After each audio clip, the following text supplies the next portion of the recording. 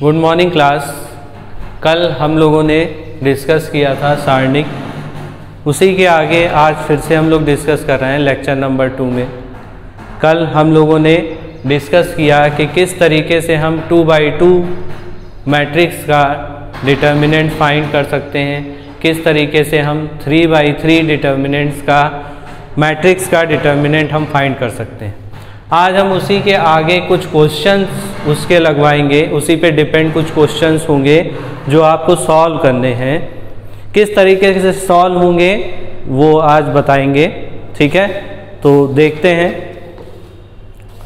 जैसे आपको क्वेश्चन दिया है फर्स्ट आपका क्वेश्चन है इफ x - 2 3x - 3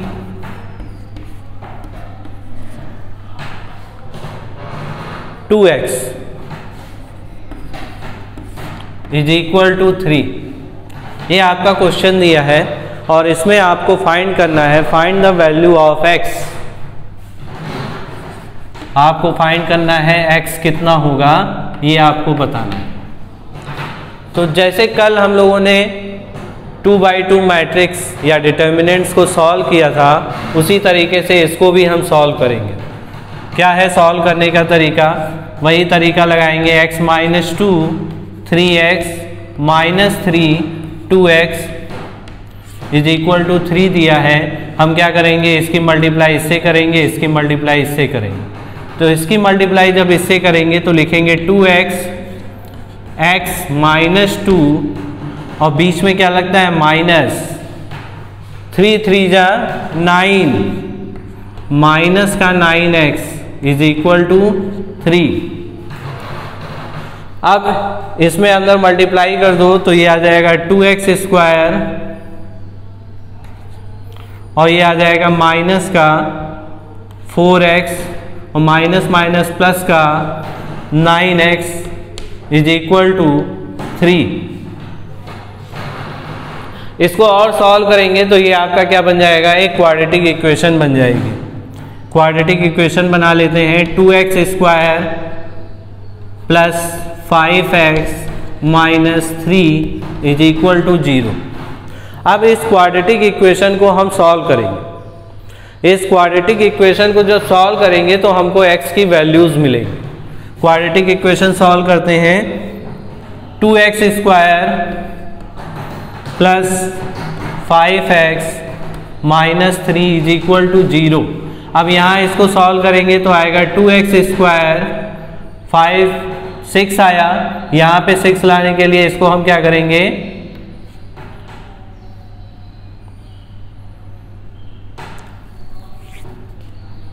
इसको हम लिख सकते हैं क्या, 6x - x - 3 is equal to 0। इन दोनों में आपका क्या कॉमन है, 2x कॉमन लेने पर आएगा x प्लस 3। इसमें क्या कॉमन है, माइनस का 1 कॉमन लिया तो x plus 3 is equal to 0। तो x प्लस 3 दोनों में कॉमन, तो आपका आ जाएगा 2x - 1 इज इक्वल टू 0। तो x plus 3 is equal to 0, तो x is equal to minus का 3 और 2x - 1 इज इक्वल टू 0, तो x इज इक्वल टू आ जाएगा आपका 1/2। तो ये आपकी x की वैल्यूज होंगी। x की वैल्यूज कितनी आई हैं, x की वैल्यूज आपकी 2 आई हैं। कौन कौन सी, x is equal to -3 and x is equal to 1/2। इस तरीके से हम किसी भी इक्वेशन को सॉल्व कर सकते हैं। अब इसी पे डिपेंड एक दो क्वेश्चन और हम देखते हैं किस तरीके से हम सॉल्व करेंगे। जैसे क्वेश्चन दिया है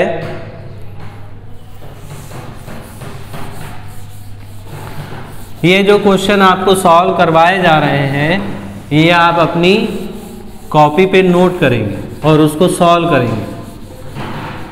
सॉल्व आपको देख के नहीं करना है, पहले आप देखिए वीडियो, इसको समझिए, फिर क्वेश्चन लिखिए और तब लगाइए, ज़्यादा समझ में आएगा। तो देखिए नेक्स्ट क्वेश्चन क्या है, दिया है let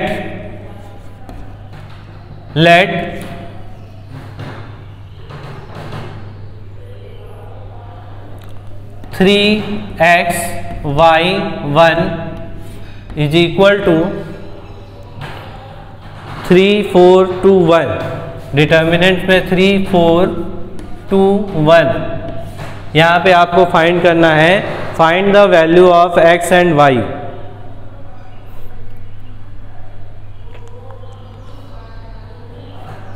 find the value of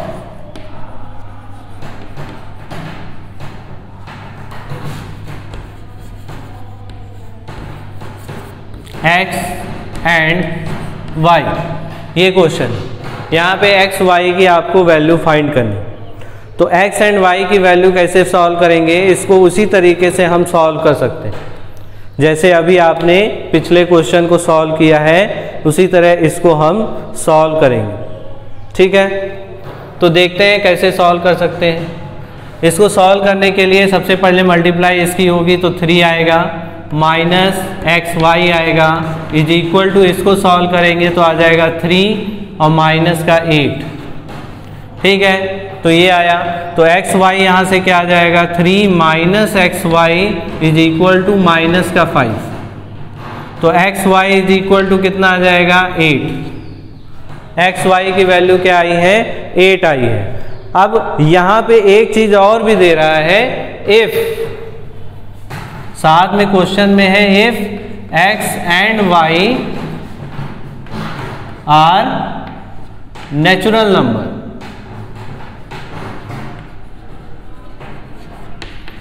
अगर x और y क्या हो, कोई नेचुरल नंबर हो, प्राकृतिक संख्याएं हो, तब के लिए। तो x और y नेचुरल नंबर है, हमको निकालना क्या है x एंड y की वैल्यूज फाइंड करनी। हमने क्या निकाला है x y is equal to 8। तो नेचुरल नंबर आपके स्टार्ट कहाँ से होते हैं 1 से होते हैं, तो अलग अलग वैल्यूज लेके हम x की y की वैल्यूज निकाल सकते हैं। If x is equal to 1 होगा तो y इज इक्वल टू हमारा कितना हो जाएगा 8। x इज इक्वल टू 2 होगा तो y इज इक्वल टू हमारा कितना हो जाएगा, y इज इक्वल टू हमारा आ जाएगा 4। x इज इक्वल टू हमारा 3 होगा तो y इज इक्वल टू हमारा आ जाएगा 8/3। ठीक है, तो इस तरीके से हम इसकी वैल्यूज निकाल सकते हैं।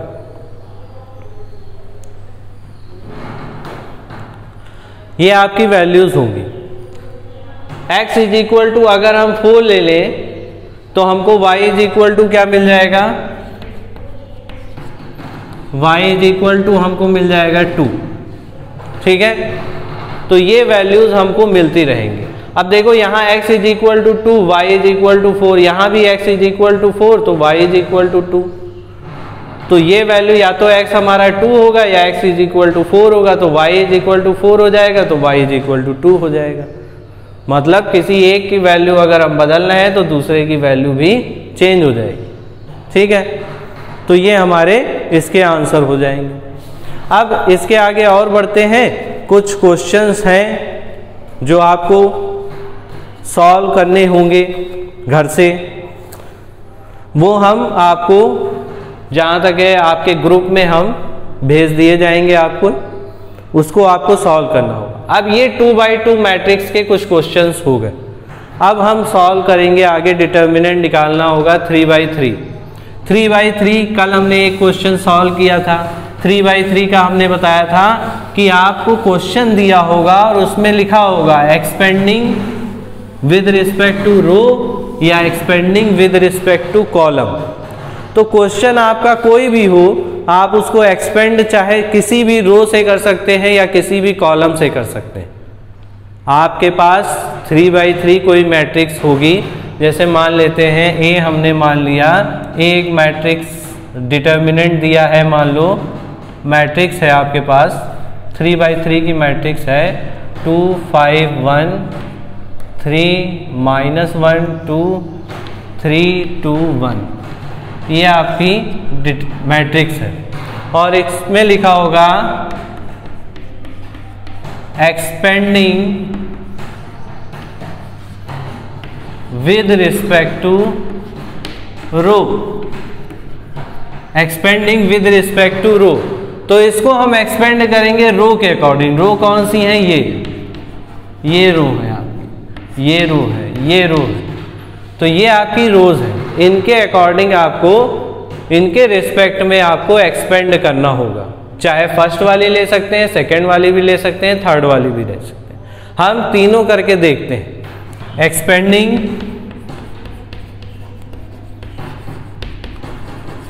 विद रिस्पेक्ट टू R1, ये आपकी क्या है? R1 है, ये R2 है और ये R3। तो हम R1 के रिस्पेक्ट में इसको एक्सपेंड करके देखते हैं। तो ये आएगा 2 के बाद में ये और ये हट जाएगा। कल हमने बताया था हम क्या लेते हैं, इसका कोफैक्टर आगे आता है। कोफैक्टर निकालने के लिए क्या लेते हैं, ये वाला जो पार्ट होगा ये पॉजिटिव होगा तो प्लस का आएगा और बाकी इसकी मल्टीप्लाई हो जाएगी। तो ये आ जाएगा कितना? -1 और माइनस बीच में लगता है 2 2 जा 4, ये आएगा। फिर ये वाला क्या होता है? निगेटिव होता है, -5। फिर क्या आएगा? अब ये वाली रो, ये कॉलम और ये रो चला जाएगा तो बचेगा 3 1 जा 3 और -3 2 जा 6, ये आएगा। इसके बाद आगे बढ़ेंगे, फिर 1 आएगा तो प्लस का 1 लेंगे, प्लस का 1 लेंगे तो ये रो और ये कॉलम जाएगा 3 2 जा 6 और 3 1 जा 3 और ये माइनस लगा है तो माइनस प्लस का 3। तो ये आपका इतना आया। अब इसको और सॉल्व करेंगे तो देखते हैं आंसर क्या आएगा। 5 आएगा, 5 2 जा माइनस का 10 आ जाएगा। ये कितना आएगा? माइनस का 3 आएगा, 5 जा तो प्लस का 15 आ जाएगा। ये कितना आएगा? 6 और 3 9 आ जाएगा तो ये प्लस का 9 आ गया आपका। तो 15 और प्लस 9 हो गया आपका 24 में से -10 करेंगे आ जाएगा प्लस का 14। तो ये आपका आंसर है। इसी तरह एक्सपेंड हम R2 भी कर सकते हैं। एक्सपेंडिंग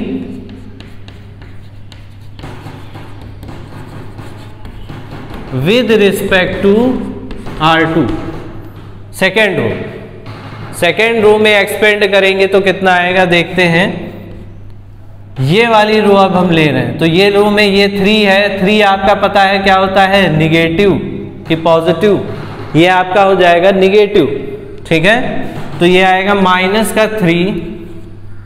अब -3 ले रहे हैं तो ये आपका रो चला जाएगा और ये कॉलम चला जाएगा तो 1, तो आपका बचेगा क्या? ये रो गया तो 1 5 जा 5 और फिर माइनस बीच में लगेगा 2 1 जा 2।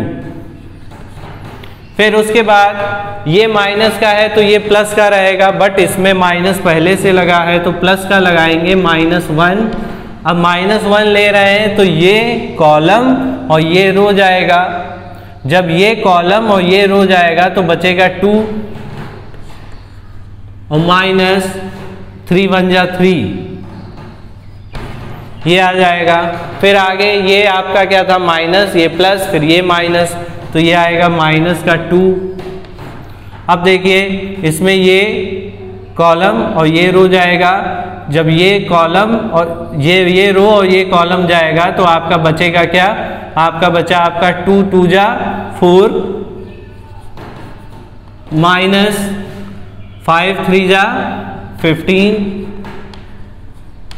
ये आ जाएगा। अब इसको हम सॉल्व करके देखते हैं। 5 - 2 करेंगे आएगा 3 3 3 जा 9 तो माइनस का आपका 9 आएगा। इसको देखते हैं, ये आएगा 3 - 2 करेंगे तो ये माइनस का 1 आएगा, 1 और 1 तो ये माइनस प्लस का 1 हो जाएगा। इसको देखते हैं, ये आएगा माइनस का 11 और -2 से मल्टीप्लाई होगा तो प्लस का कितना हो जाएगा? 22। ठीक है, तो ये इतना आया, 22 आया। अब 22 में से हम कितना माइनस करेंगे? अब देखते हैं, ये आ जाएगा 23 - 9 -9 किया तो हमारा आंसर इसमें कितना आ जाएगा, इसमें आंसर हमारा आ जाएगा 14। तो देखिए फर्स्ट R1 के रिस्पेक्ट में एक्सपेंड किया तब भी हमारा आंसर 14 आया, R2 के रिस्पेक्ट में एक्सपेंड किया फिर भी हमारा आंसर 14 आया। अब हम expanding with respect to R3,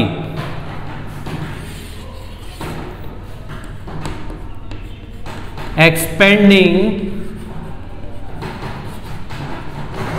with respect to R3, R3 के रिस्पेक्ट में इसको एक्सपेंड करेंगे तो पहले ये आपका आएगा, ये आपका कैसा होगा, ये आपका पॉजिटिव होगा। हमने बताया था ये आपके निगेटिव होंगे, बाकी सभी क्या होंगे, पॉजिटिव होंगे। तो ये आपका पॉजिटिव होगा तो ये आ जाएगा आपका 3। अब इस 3 में ये रो एंड ये कॉलम जाएगा तो बचेगा 5 2 जा 10 और ये 10 और 1 1 जा 1 माइनस का 1 और पहले से माइनस लगा होता है प्लस का 1, ठीक है। अब इसके बाद आगे और बढ़ेंगे, ये माइनस का 2 होगा तो यहाँ क्या लगाएंगे, -2। -2 के बाद में अब ये और ये दो चीजें आपकी चली जाएंगी तो आपका क्या बचेगा,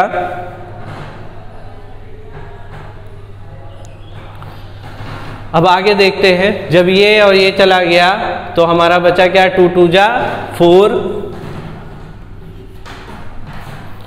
2 2 जा 4 और 3 1 जा 3 और इसके बीच में क्या लगेगा, माइनस का 3।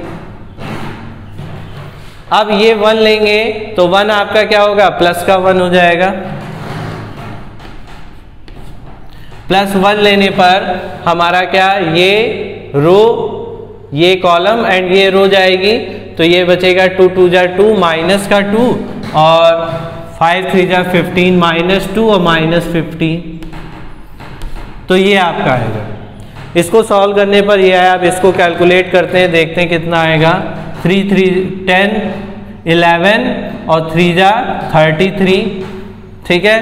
ये 4 -3 करेंगे 1 आएगा, माइनस का 2 आ जाएगा और ये कितना आएगा 15 और माइनस का 17 हो जाएगा,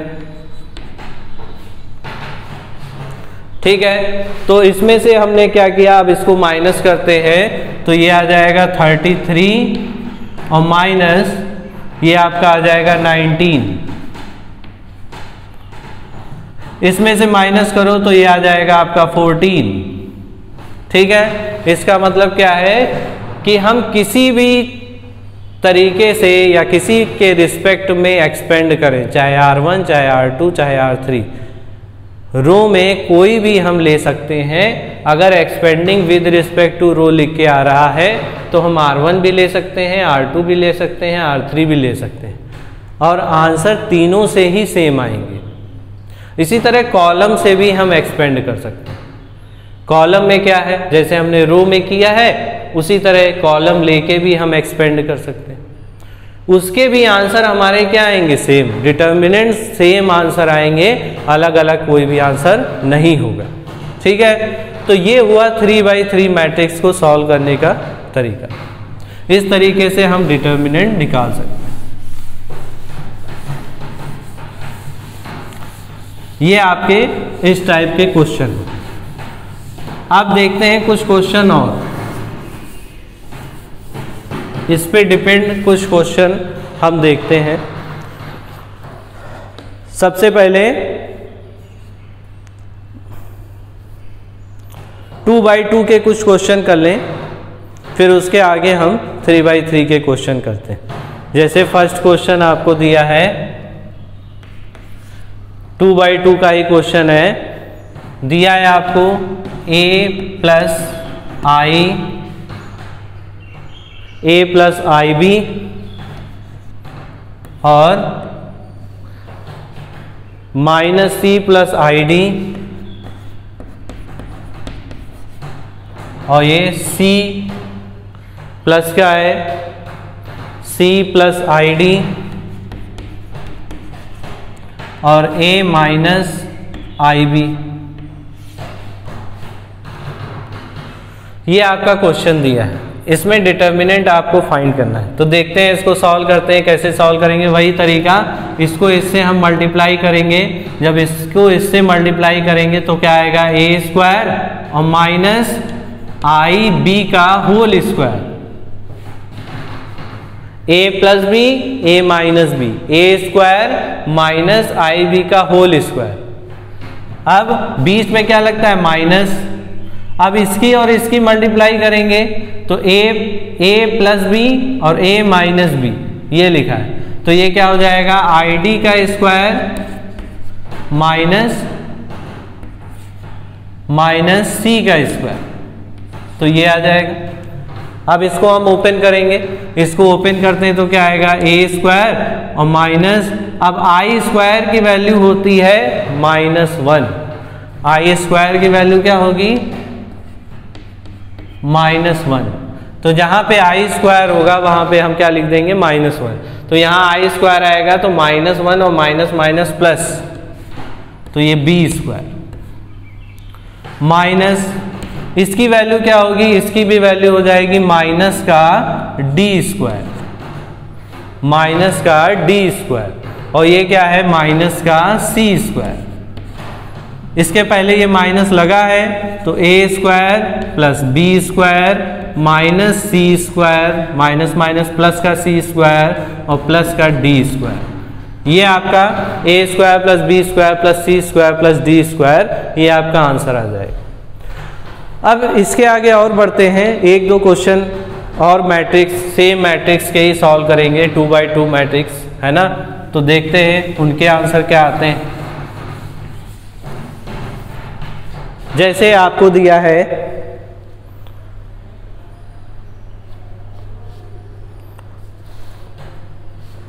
जैसे फर्स्ट क्वेश्चन है, दिया है 2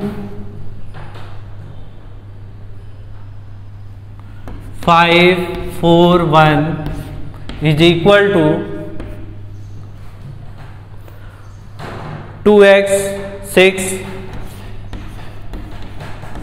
4x, ये आपको डिटर्मिनेंट दिया है, दोनों इक्वल दे रहा है। तो हम इसमें क्या करेंगे? इसमें आपसे क्या कह रहा है? फाइंड x, x की वैल्यू आपको इसमें बतानी। तो 2x2 मैट्रिक्स जैसे हम डिटर्मिनेंट जैसे निकालते थे, सेम उसी तरीके से इसको सॉल्व करेंगे। इसको पहले सॉल्व करते हैं तो क्या आएगा? 2 1 जा 2, फिर 5 4 जा 20 इज इक्वल टू, इसको इससे मल्टीप्लाई तो 2x स्क्वायर, फिर इसकी इससे मल्टीप्लाई माइनस का कितना आ जाएगा? 6 4 जा 24, ठीक है, तो ये आ गया। अब इसको और सॉल्व करेंगे तो 2x स्क्वायर, ये कितना आ जाएगा? माइनस एक 18 और ये इधर आएगा तो -18 और प्लस का 24, ठीक है। इसको और सॉल्व करेंगे तो आ जाएगा x square is equal to 24 में से 18 माइनस करेंगे तो आएगा 6 और ये 2 अपॉन में आएगा तो ये आ जाएगा अपॉन में 2, कैंसिल करेंगे तो आएगा 3, तो x square is equal to 3 आया, तो x इज इक्वल टू क्या आएगा? +-√3, +-√3, ये आपका आंसर हो जाएगा, ठीक है। तो इस टाइप से हम क्वेश्चन को सॉल्व करेंगे। तो ये आपके 2x2 के, अब आपकी बुक में कुछ क्वेश्चन दिए हैं तो वो आप अपनी बुक से सॉल्व करिएगा, ठीक है। अब आते हैं 3x3 मैट्रिक्स, उनको सॉल्व करने का तरीका देखते हैं। देखिए, अगर 3x3 मैट्रिक्स आपको दी है और उसमें लिख के नहीं आता है कि आपको कैसे एक्सपेंड करना है, एक्सपेंडिंग बाय रो करना है या एक्सपेंडिंग बाय कॉलम करना है, तो वो आप पे डिपेंड करता है आप उसको किस तरीके से एक्सपेंड कर सकते हैं। आप चाहे उसको रो वाइज एक्सपेंड कर दीजिए, आप चाहे उसको कॉलम वाइज एक्सपेंड कर दीजिए, आंसर सबसे सेम ही आएंगे, अलग अलग आंसर नहीं आएंगे, ठीक है। अब एक क्वेश्चन हम 3x3 मैट्रिक्स का सॉल्व करते हैं, देखते हैं। देखिए एक क्वेश्चन दिया है, इवोल्यूट करना है डिटर्मिनेंट। ये जो साइन है ये भी डिटर्मिनेंट का ही साइन है, इससे भी इसको डिनोट करते हैं। कहीं कहीं आपको ये भी मिलेगा, तो ये भी डिटर्मिनेंट शो करने का तरीका है। ठीक है, तो आगे देखते हैं क्वेश्चन जो दिया है, 0 sine alpha minus cos alpha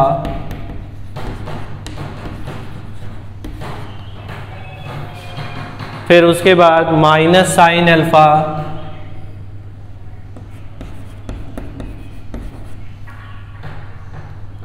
minus sine alpha 0 और साइन बीटा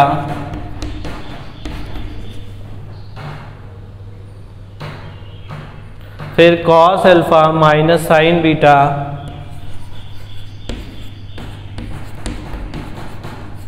और ये जी। अब ये क्वेश्चन आपको दिया है, इसको आपको सॉल्व करना है। तो इसको सॉल्व करने के लिए वही तरीका हमने बताया, इसको किसी भी तरीके से हम एक्सपेंड कर सकते हैं, चाहे रो वाइज या फिर कॉलम वाइज, वो आप पे डिपेंड करता है आप इसको कैसे एक्सपेंड कर रहे हैं। आंसर सबसे सेम ही आएंगे, आंसर अलग नहीं आएंगे। तो देखते हैं इसको एक्सपेंड करते हैं। एक्सपेंड हम किससे कर रहे हैं? Expanding with respect to row one,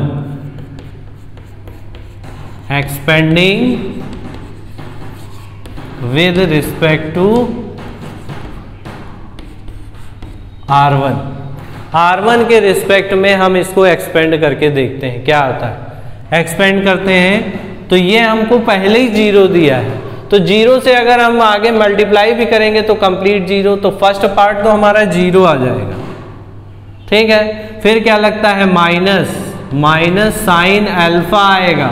sine alpha के बाद में हमने बताया था क्या होगा, ये रो और ये कॉलम चला जाएगा, तो बचेगा क्या? ये बचा, तो इसकी मल्टीप्लाई इससे तो ये 0 ही आ जाएगा।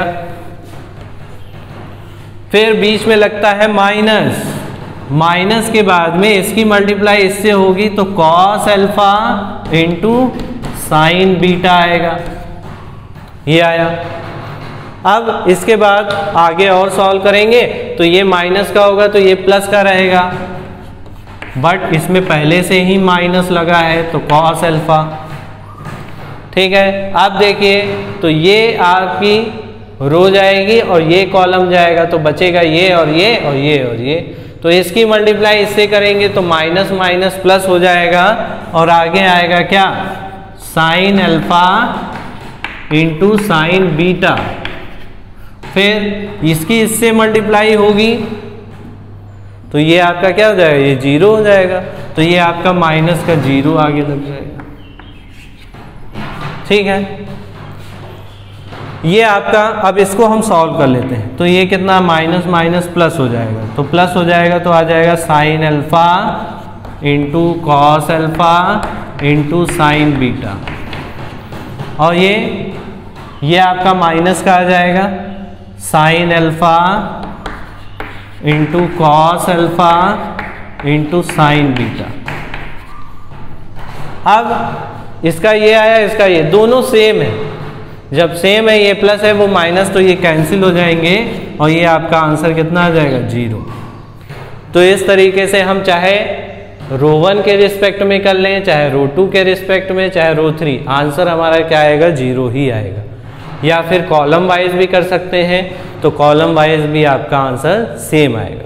ठीक है, अब इसके आगे बढ़ते हैं। अब एक मेथड और है, अगर वो होता है शायद पेपर में लिख के आए कि उस मेथड से आपको करना है, तो आप वही मेथड का यूज़ करेंगे। इसको सॉल्व करने का एक तरीका तो ये है, 3x3 मैट्रिक्स सॉल्व करने का तरीका एक तो ये हो गया।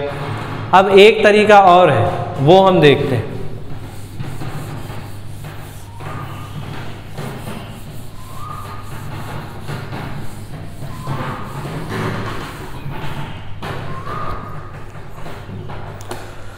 एक तरीका कौन सा है? By Sarrus method.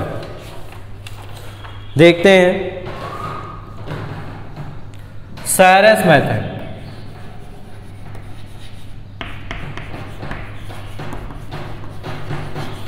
By Sarrus method. Sarrus method एक टाइप से उसी तरीके का ही है, बस उसको लिखने का थोड़ा सा तरीका अलग इन्होंने दिखा दिया है। सैरस मेथड है, उसको देखिए कैसे करेंगे। मान लेते हैं कोई एक आपको दिया है डिटर्मिनेंट या मैट्रिक्स आपको दे रहा है, ए मैट्रिक्स है, A11, A12, A13, A21, A22, A23, A31, A32, A33, ये आपको मैट्रिक्स दी है। इस मैट्रिक्स का 3x3 मैट्रिक्स है ये। सैरस मेथड 3x3 मैट्रिक्स के लिए ही लगाएंगे। इस मेथड से अब हमको फाइंड करना है डिटर्मिनेंट की वैल्यू। तो कैसे निकालेंगे, देखिए इसमें सबसे पहले हम क्या करेंगे, ये जो मैट्रिक्स आपको दी है, जो इसके एलिमेंट्स है, इसको हम ऐसे ही एज इट इज उतार लेते हैं।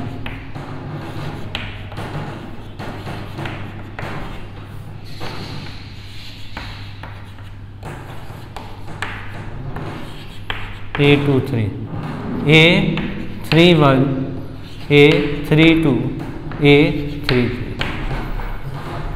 ये हमने इसके एलिमेंट उतार लिया। अब एक काम इसमें क्या करेंगे कि फर्स्ट कॉलम और सेकंड कॉलम को रिपीट कर देंगे। फर्स्ट कॉलम और सेकंड कॉलम को रिपीट करेंगे।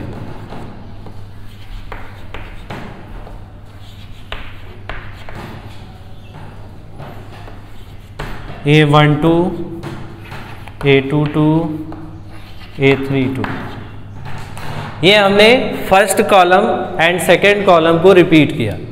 अब इसके बाद हम इसमें मल्टीप्लाई किसका किसका करेंगे, देखिए 3 एलिमेंट्स का मल्टीप्लाई करना होगा।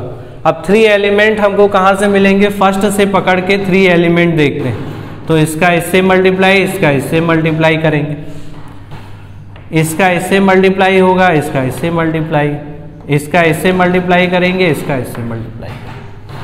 अब आगे 3 एलिमेंट हमको मिल ही नहीं रहे, तो बस इसको यहीं तक छोड़ देंगे।